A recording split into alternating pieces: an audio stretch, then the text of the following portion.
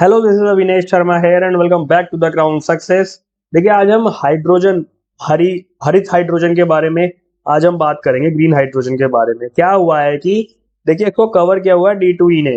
ठीक है, betting on green hydrogen to fulfil energy need list find study. ठीक है, क्या ऊर्जा जरूरतों को पूरा करने के लिए हरित हाइड्रोजन पर दाव लगाना उचित है?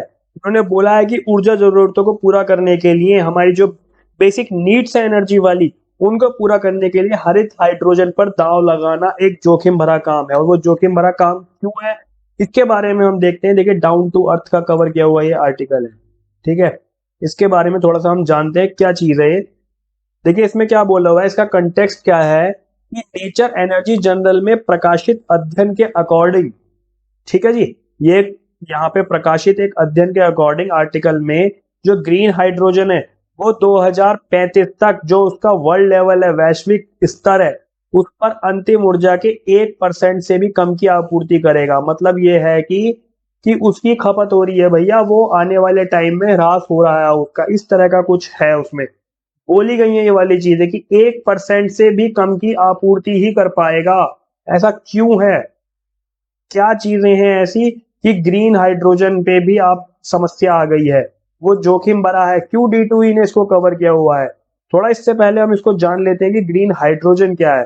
देखिए, अक्षय ऊर्जा का उपयोग करके इलेक्ट्रोलिसिस द्वारा उत्पादित हाइड्रोजन को ग्रीन हाइड्रोजन के रूप में जाना जाता है।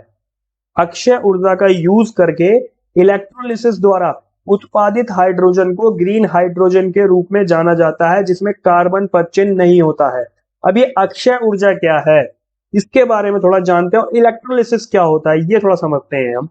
क्या है कि देखिए, अक्षय ऊर्जा ये है, धूप पड़ रही है पैनल्स पर, वहां से एनर्जी जनरेट हो रही है। अक्षय ऊर्जा, हमेशा धूप पड़ेगी, धूप तो कभी पड़नी बंद नहीं होगी, हवा चलनी कभी बंद नहीं होगी।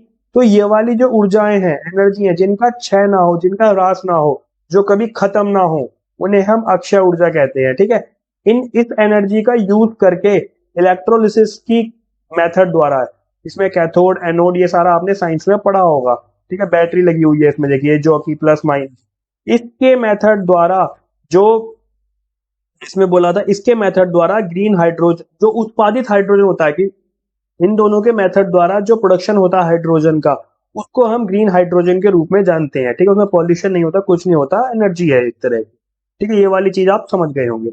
और इसी से रिलेटेड क्या है कि ग्रीन हाइड्रोजन के लिए चैलेंजेस है। क्या क्या चैलेंजेस है?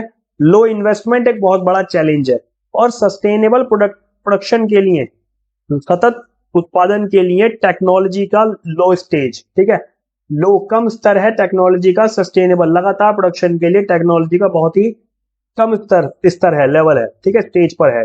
इलेक्ट्रोलाइजर्स की आपूर्ति में तेजी लाने में चुनौतियां हैं। क्या चुनौतियां हैं कि एक उपकरण जिसमें हरे हाइड्रोजन का उत्पादन होता है, प्रोडक्शन होता है, और शुद्ध शून्य उत्सर्जन परिदृश्यों के लिए हमें 2050 में, जहां हम हो सकते हैं, जहां होने की हमें आवश्यकता है, उसकी तुलना में इलेक्ट्रोलिसिस क्षमता अभी बहुत छोटी है हमारी। ठीक है जी, ये वाली चीज इसमें कवर की हुई है। और ग्रीन हाइड्रोजन का महत्व क्या है हमारे लिए, थोड़ा सा इसके बारे में समझ लेते हैं हम। ज्यादा बड़ा टॉपिक नहीं है, छोटा सा टॉपिक है, समझने लायक टॉपिक है। ठीक है, भारत क्या है, एक उष्ण कटिबंधीय देश है। ठीक है जी, उष्ण कटिबंधीय देश होने के कारण इसकी जो भौगोलिक परिस्थितियां हैं, वो प्रचुर मात्रा में प्राकृतिक संसाधनों के कारण हरे हाइड्रोजन उत्पादन में एक महत्वपूर्ण बढ़त है, यानी कि एक फायदा है। और भारत में नवीकरणीय ऊर्जा से हाइड्रोजन का उत्पादन प्राकृतिक गैस से उत्पादन करने की तुलना में सस्ता होने की संभावना जताई गई है। मतलब कि जो प्राकृतिक गैस से उत्पादन किया जाएगा, उसकी तुलना में हाइड्रोजन का उत्पादन सस्ता होगा, हमारे लिए फायदेमंद होगा। इसीलिए ग्रीन हाइड्रोजन का महत्व है, और हम इसके लिए लगे हुए हैं, कार्य कर रहे हैं। और इसके संबंध में जो एफर्ट्स हैं, प्रयास हैं, वो क्या है कि राष्ट्रीय हाइड्रोजन मिशन इसका लगभग 40% घरेलू आवश्यकताओं को पूरा करने के लिए 2030 तक अपना प्रोडक्शन बढ़ाकर 5 मिलियन मीट्रिक टन कर देगा इसको। ठीक है, और जो ग्रीन हाइड्रोजन है और हरित ग्रीन अमोनिया नीति है, वो जुलाई 2025 से पहले हरित हाइड्रोजन उत्पादन के लिए स्थापित किसी भी नए नवीकरणीय ऊर्जा संयंत्रों के लिए 25 वर्षों की निःशुल्क बिजली प्रदान करती है। इसके संबंध में ये एफर्ट्स है। और यूरोपीय संघ ने, जो यूरोपीय यूनियन है, उसने 10 मिलियन टन घरेलू अक्षय हाइड्रोजन उत्पादन प्राप्त करने का टारगेट रखा हुआ है। बहुत ही फायदेमंद चीज है, लेकिन इससे इसका क्या है कि खपत ज्यादा हो रही, तो आने वाले टाइम में हमें दिक्कतें देखने को मिल सकती है। तो इसके लिए हमें सोचने की जरूरत है, विचारने की जरूरत है, क्या इसका सॉल्यूशन हम निकाल सकते हैं। पर चलिए, हमारा काम इसे पढ़ने का है, समझने का है, जो भी सॉल्यूशन होंगे धीरे धीरे हम उनको भी समझेंगे। तो चलिए, आज के लिए बस इतना ही। वीडियो अच्छी लगी हो तो फीडबैक जरूर दीजिएगा, और साथ ही चैनल को भी सब्सक्राइब कीजिए फॉर मोर अपडेट्स। अपना और अपनी फैमिली का ध्यान रखिए।